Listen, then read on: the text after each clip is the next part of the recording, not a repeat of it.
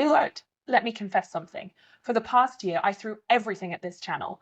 Japan's economy, Japanese women, Japanese politics, Japanese society, even AV. Yes, adult videos. Don't laugh. I probably know more about that industry than some of the actresses themselves. Sometimes I regret not applying as an AV actress 10 years ago. At least then, maybe I'd have more subscribers by now. But here's the tragic part. After all that, I couldn't even reach 1,000 subscribers in 1 year. Imagine pouring out your deepest knowledge, your dirtiest secrets, your absolute maximum spice, only for YouTube to look you straight in the eye and say, meh, that's Japan for you. No job, no future, and now no audience either.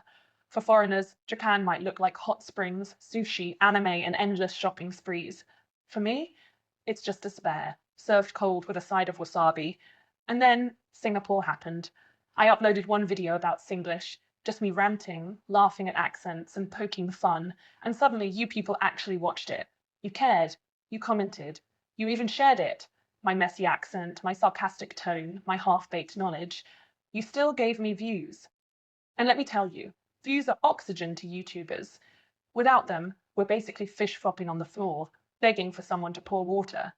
So today, I'm here to say it loud, clear, and probably offensive. The answer is not Japan. The answer is Singapore. Japan gave me nothing. Singapore gave me views. And if there's one thing we all know about YouTube, it's this. Views are the only real currency. Not yen, not dollars, just views. Now buckle up. Because in this video, we're going to break down exactly why Japan failed me, how Singapore accidentally rescued me, and why this channel's future might depend on whether you people keep clicking that little red button. Don't leave now, you'll miss the punchline, and trust me, the punchline is brutal.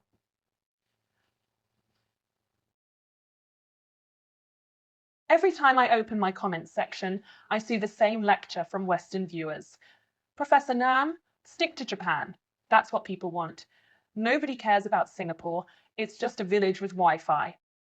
Really? A village? This is the same Singapore where the airport looks like a luxury mall and the subway smells like actual soap, not the sweaty despair of Tokyo rush hour. If that's a village, then I'm happy to be the village idiot. But fine. Let's pretend for a moment I listen to this advice.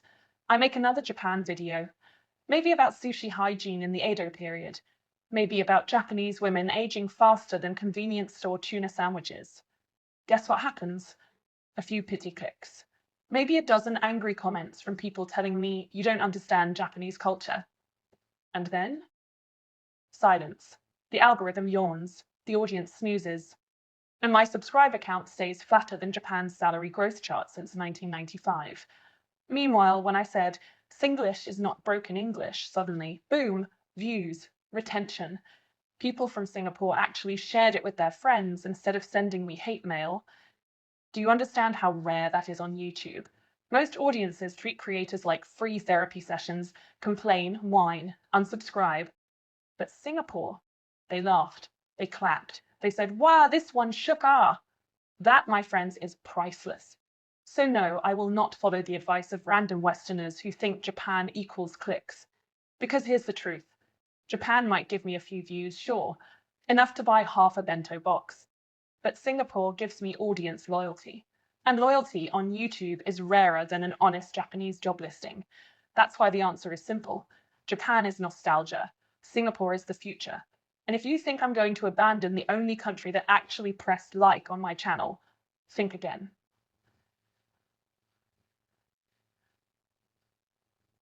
Let's be brutally honest. Japan might be great at selling fantasies, but YouTube doesn't run on fantasy. It runs on clicks, watch time, and whether or not people share your video while eating prata at midnight.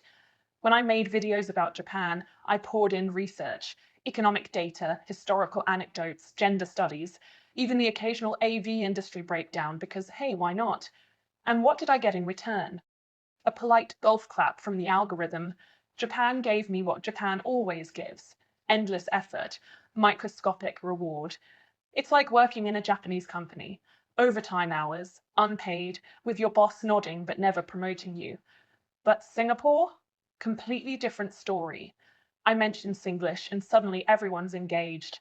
The comments section lights up like Orchard Road during Christmas. Professor Nam, you nailed it, la. Wow, this accent one steady bon PP. Even when they disagree with me, at least they do it in style. They don't just say you're wrong.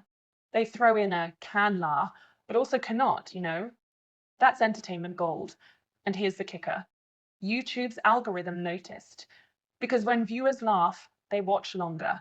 When they watch longer, the video gets recommended. And when it gets recommended, suddenly I'm not shouting into the void of Japanese despair anymore. I'm actually growing.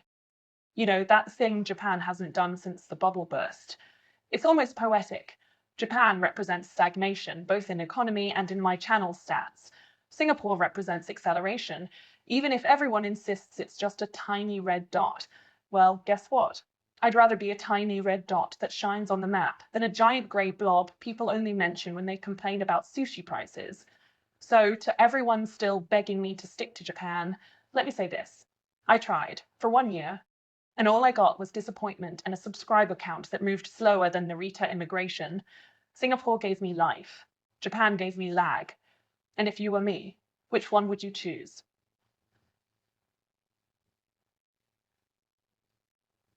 Here's the thing, nobody outside Singapore understands. Singlish isn't just about words. Here's the thing about Japan.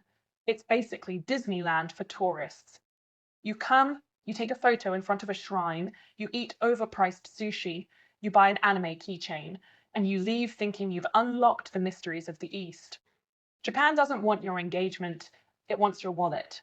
And once you've spent your yen, you can kindly go back to wherever you came from. Now, try making YouTube videos about this. Westerners click in expecting cherry blossoms and samurai wisdom. Instead, they get me, Professor Nam, ranting about salary stagnation, hygiene issues, and why Japanese women hit the wall faster than an F1 car in Monaco. You think they share that with their friends? Of course not. They close the tab, mutter depressing, and run back to TikTok dances. That's Japan for you. High spectacle, zero depth. Singapore, on the other hand, doesn't just show up for the postcard. Singaporeans engage, they debate, they roast me in the comments while still smashing the like button. They tag their friends. Hey bro, watch this. This one talk about Singlish until so shiok. And suddenly my video isn't just a rant, it's a group chat topic. That's the difference between a tourist economy and a community economy. Think about it.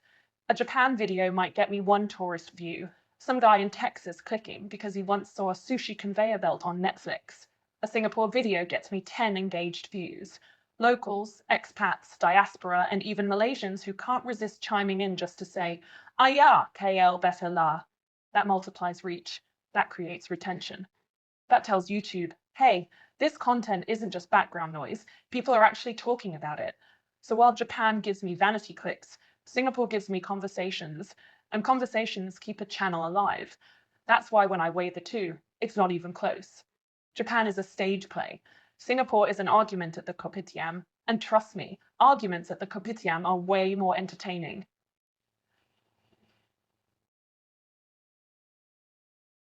Let's be honest, making Japan videos felt exactly like working in a Japanese company.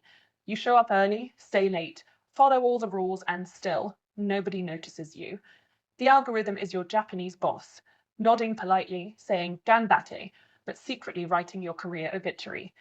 You put in hours of research, polish the script, add historical references, and what's your reward?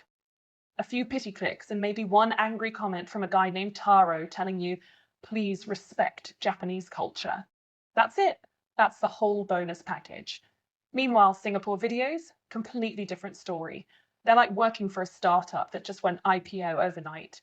You drop one sarcastic line about Singlish, boom, retention shoots up. You throw in one joke about HDB flats, boom, comment section explodes. Suddenly, the algorithm is not your stingy Japanese boss. It's your hyperactive Singaporean HR rep handing out promotion letters.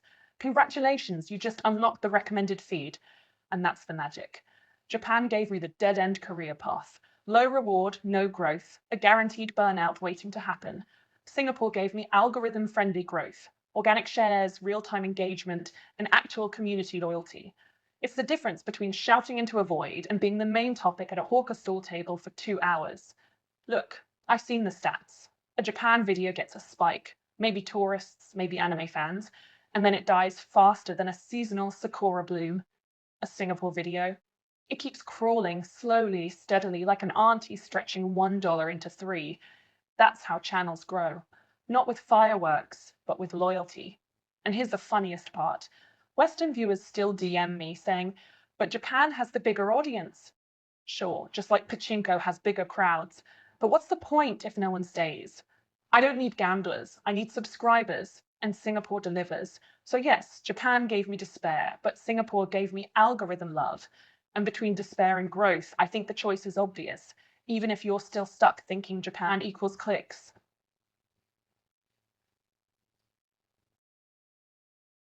One of the funniest comments I always get goes like this. Professor Nam, why are you wasting time on Singapore? It's so small. Japan is huge. Bigger market, bigger views. Ah, yes, the classic Western logic.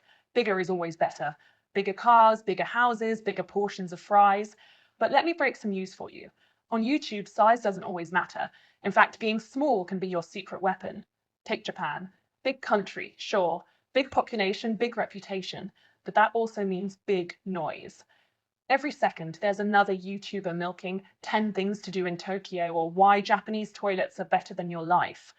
The algorithm doesn't care who you are. You're just another tourist vlogger in the pile. You drown in the noise. Big country, big crowd, big competition. Congratulations, you're invisible. Now look at Singapore. Tiny? Yes. A dot? Absolutely. But when you talk about Singapore, you stand out. There aren't 10,000 channels already ranting about Kopitiam culture or Singlish pronunciation. There's space. And because it's small, Singaporeans actually notice when you talk about them. They don't scroll past like jaded Tokyo commuters. They click, they share, they argue, they engage. That's how YouTube works. It's not about chasing the biggest pond. It's about finding a pond where the fish actually bite. Japan is the Pacific Ocean. Sure, lots of water, but good luck catching anything. Singapore is a well-stocked tank at the supermarket. You drop your line, and within seconds, something's nibbling. And you know what? That's more satisfying than shouting subscribe into a void of 125 million Japanese people who couldn't care less. Singapore may be small, but small means efficient.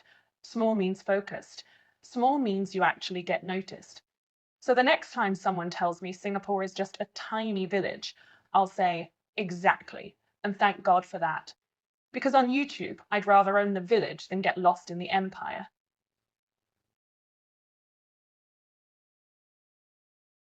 Let's not sugarcoat it. Japan gave me nothing. Nothing but stress, disappointment, and a subscriber count that looked like a flat ECG line. 1 year of blood, sweat, and sarcasm, and the algorithm still left me on read. Honestly, if YouTube had an HR department, Japan would be the toxic manager who keeps telling you "ganbatte" while secretly replacing you with a vending machine. And then there's Singapore, the country everyone mocked as just a village, too small, not important. Yet somehow, this so-called village handed me more views in a week than Japan gave me in an entire year. That's not just growth, it's poetic justice. It's like the nerd in school who gets bullied for being short, then shows up at the reunion driving a Lamborghini. Japan sells the dream. Sushi, anime, cherry blossoms.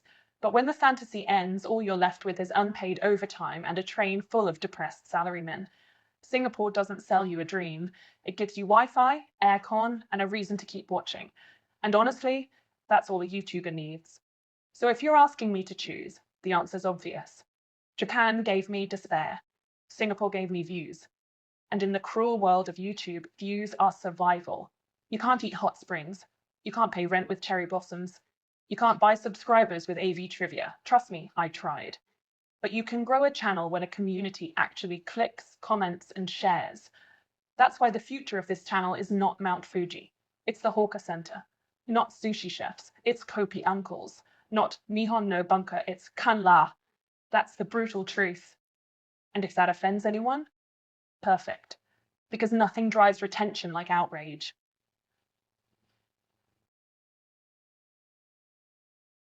So here we are. 1 year, countless rants, 0 subscribers from Japan. Then one Singlish video later, boom, actual growth. If this were a boxing match, Japan didn't just lose on points. Japan didn't even show up to the ring. Singapore came in, tiny as it is, threw one punch and knocked the algorithm out cold. Now let me put it this way. Japan gave me despair, Singapore gave me views.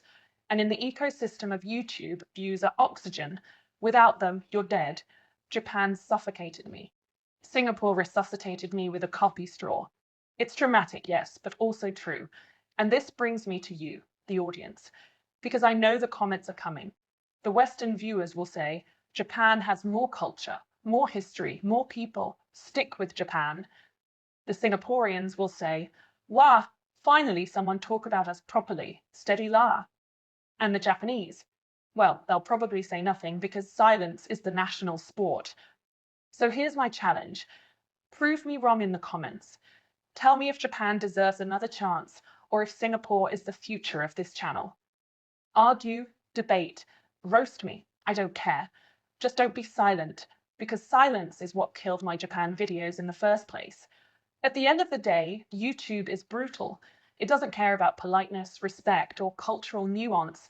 It only cares about one thing, attention. And Singapore gave me that attention. Japan didn't. Simple as that. So my final line, Japan gave me nothing. Singapore gave me views. And if you think I should ever go back to making Japan videos after this, well, convince me in the comments. Because unless you can, this channel's future belongs to the little red dot, not the land of the rising sun. Now your move.